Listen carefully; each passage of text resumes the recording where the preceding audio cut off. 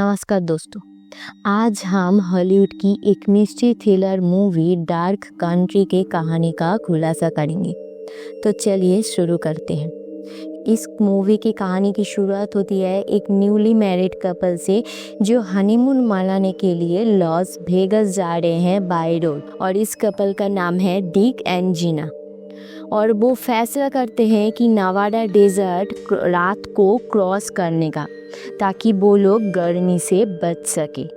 इस जर्नी के starting point में डिक कुछ सामान लेने के लिए एक स्टोर में रुका था। वहाँ बैठा एक स्ट्रेंजर उसे वार्न करता है इस डेजर्ट के बारे में कि यहाँ अक्सर लोग लापता हो जाते हैं, टाइम का कुछ पता नहीं चलता, तो संभाल के जाना और अपने बीबी का ख्याल रखना।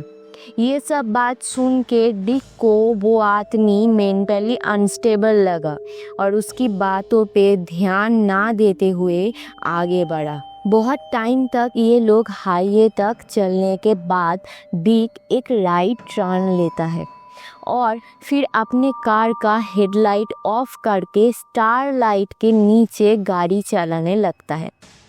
और फिर अचानक से एक आदमी उनके गाड़ी के सामने आ जाता है।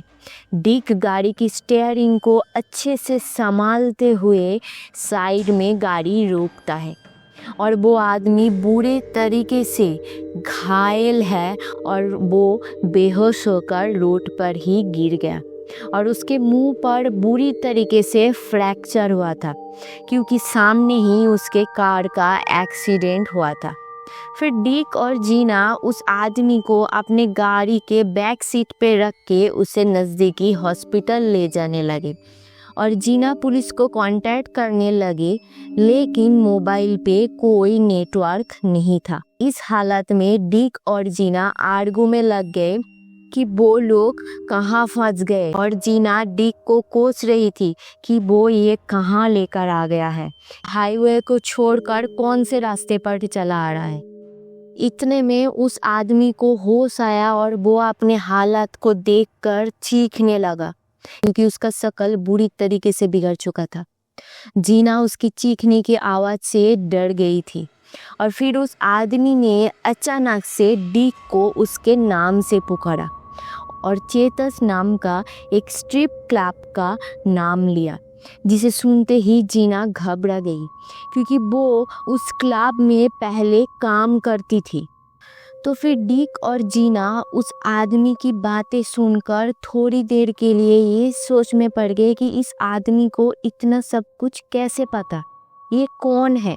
और फिर वो आदमी इमोशनल होकर बात करते हुए अचानक से बेल्ट लेकर डिक के गला पकड़कर उसे मारने की कोशिश करने लगा और जीना ने बहादुरी से गाड़ी की स्टीयरिंग को संभाली और गाड़ी को रोक दिया। और फिर डिक उस आदमी को गाड़ी से बाहर निकल कर लाया और पत्थर से उसके सर पर मारा और वो आदमी मर गया। इसके बाद डिक और जीना उस डेड बॉडी को डेजर्ट में ले जाकर दफना देता है और इतने में डिक को जीना के बैग में से एक पिस्तौल मिलती है। ये बात वो जीना से पूछती है कि तुम्हारे पास पिस्तौल कैसे आया। तब जीना बोलती है कि वो उस चेतस नामक स्ट्रिप क्लब में काम करती थी पहले और वहाँ एक आदमी उसे घूरता रहता था, उसका पीछा भी करता था, इसीलिए वो अपनी सेफ्टी के लिए ये पिस्तौल खरीदी थी।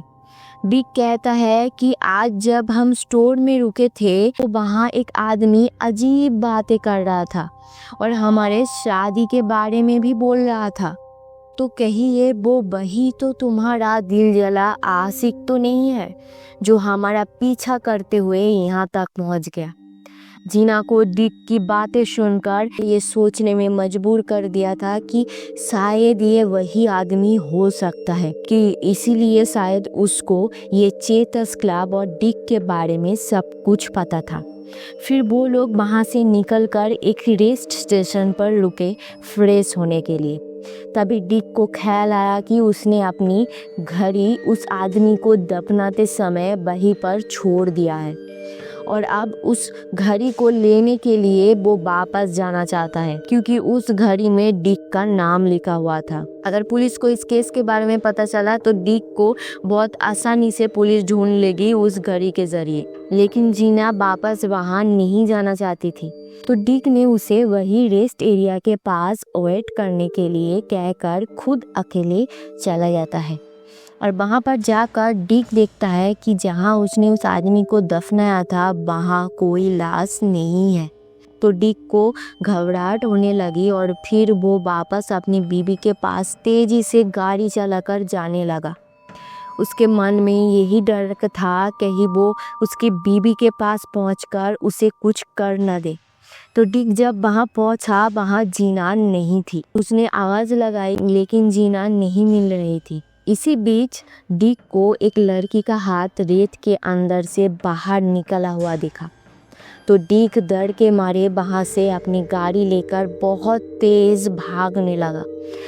रास्ते में उसकी मुलाकात एक पुलिस ऑफिसर से होता है और वो उसे जीना की खो जाने की बात बताता है और उस रेस्ट एरिया पे ले जाता है जहाँ से उसकी बीबी लापता हुई है।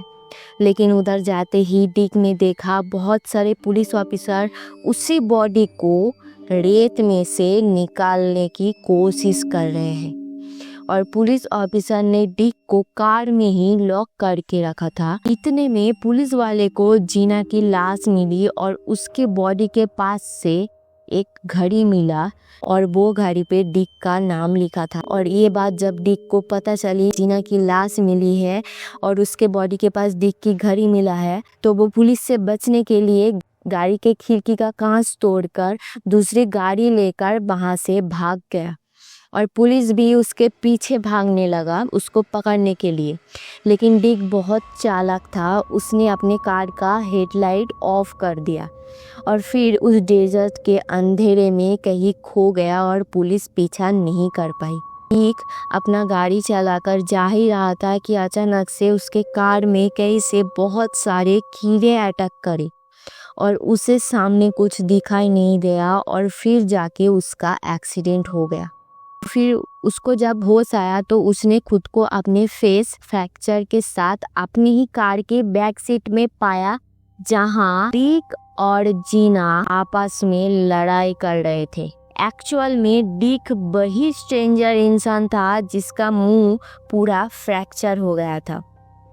असल में वो उस डेजर्ट के एक सुपर नेचुरल पावर में फंस गया था और एक एंडलेस लूप में चल रहा था और वो खुद इस लूप से बाहर निकल नहीं पा रहा था।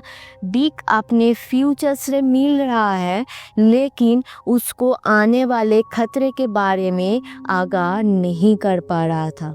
तो यही था इस मूवी की कहानी। आज के लिए इतना ही, मिलते हैं नेक्स्ट वीडियो में, तब तक के लिए नमस्ते।